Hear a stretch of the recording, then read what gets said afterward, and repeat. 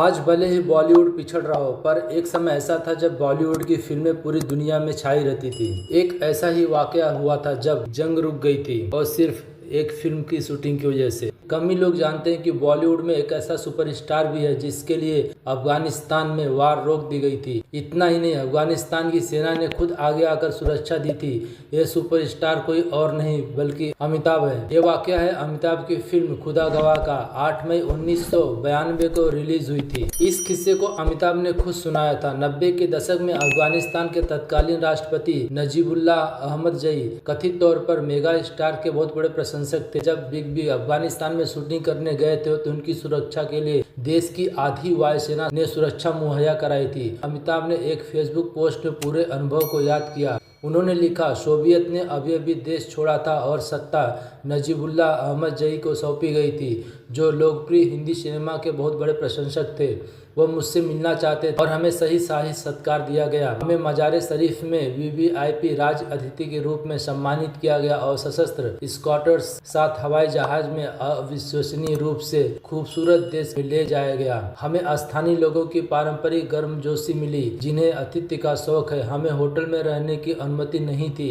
एक परिवार ने हमारे लिए अपना घर खाली कर दिया और एक छोटे से घर में रहने चला गया। इसके अलावा अमिताभ ने कहा, निश्चित रूप से सुरक्षा संबंधी समस्याएं थी। सड़कों पर टैंक और सशस्त्र सैनिक थे।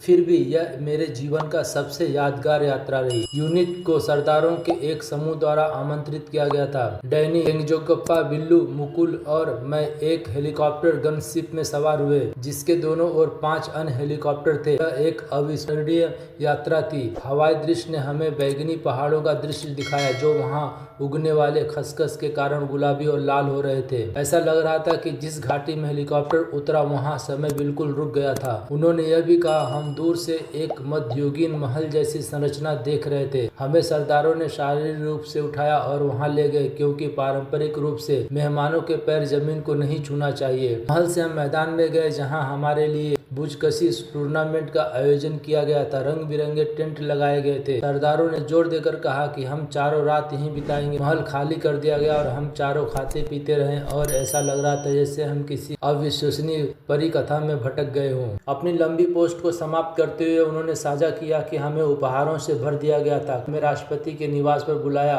गया और हम सभी को अफगानिस्तान के आदेश से सजाया गया। उस शाम उनके चाचा ने हमारे लिए एक भारतीय राग गाया। मुझे नहीं पता कि हमारे मेजबान कहाँ हैं।